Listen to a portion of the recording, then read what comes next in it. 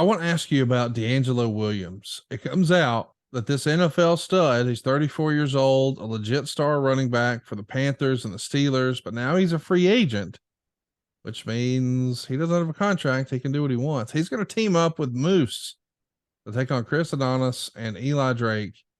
How does this DeAngelo thing come to be? I racked my brain and I should have called Moose. I think it was, I think it's Moose's. Moose is a former player. I think DeAngelo was the original connection. I'm not sure if they played together. But I was, man, Conrad, this whole entire episode, folks, and maybe that'll be the bonus that we do with for the My World bonus, is that we watch this show. DeAngelo Williams, when I tell you he got dialed in to do this, and when I was watching him perform, I also would always think back into mind, if we could have gotten Pac-Man in between contract years where he wasn't tethered to the Titans or whatever it may be. But DeAngelo, I've got so much respect for that guy because he said he wanted to do it.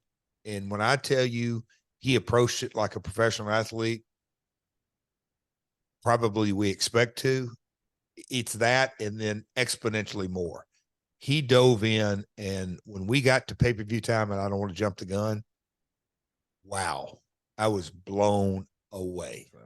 That's right. What's next for us is Moose and DeAngelo Williams taking on Eli Drake and Chris Adonis. They go 10:34.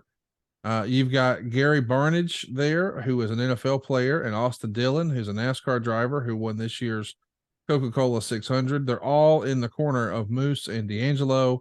They're going to come out with cheerleaders, which maybe are some independent folks, but still fun match here. The announcers are putting it over like DeAngelo did better than Dennis Rodman, Karl Malone, or Jay Leno. The table doesn't break as it's supposed to. Things happen. We're live, pal. So DeAngelo is supposed to do a splash off the top, but it doesn't break.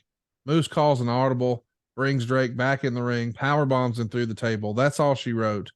How do you think DeAngelo did in his wrestling match here with Moose?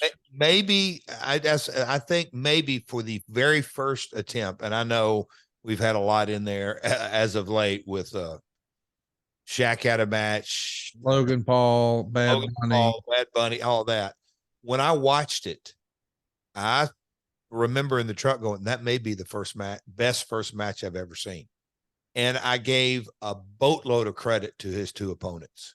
And by design, going into that, you go, okay, we've got to have guys that ended up, they got to be seasoned. They got to be able to call audibles. They got to be able to tighten things up or extend things. You never know about a show, but you kind of have to have pro in there. And Eli and Matt Masters were those two guys. But and there's, again, I hope we do a watch along with this, because when you watch it from the perspective of, this is a